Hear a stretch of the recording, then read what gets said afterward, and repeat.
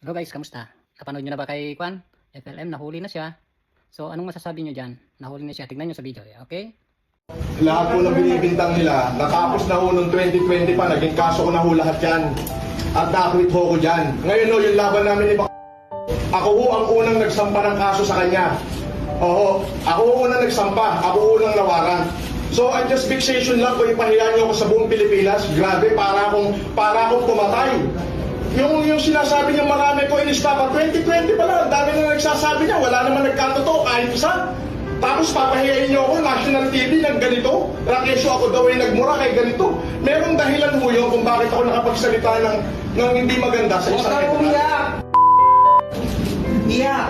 Wala, meron akong dahilan yun. Pero totoo mo yan, ang just fixation lang, ipinahiya niyo ako buong Pilipinas na ganito, grabe. Mas mabigat yung kinasok ko sa'yo, hintay mo warrant mo. Deserve mo yan, deserve. Bakong mo, buti na sa'yo. Nagkaso ng una sa akin at siya ang nagsabi sa akin na gagawan daw niya ako ng patong na kaso. Hindi ako.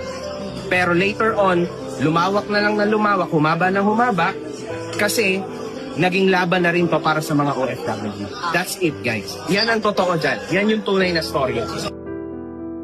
Wala, stick naman ang pinagkaisan si Mang Husin. Ang masasabi ko lang kay Makagago sa side niya, yung mga panig kay Makagago, mga king ina nyo, yan. Yun.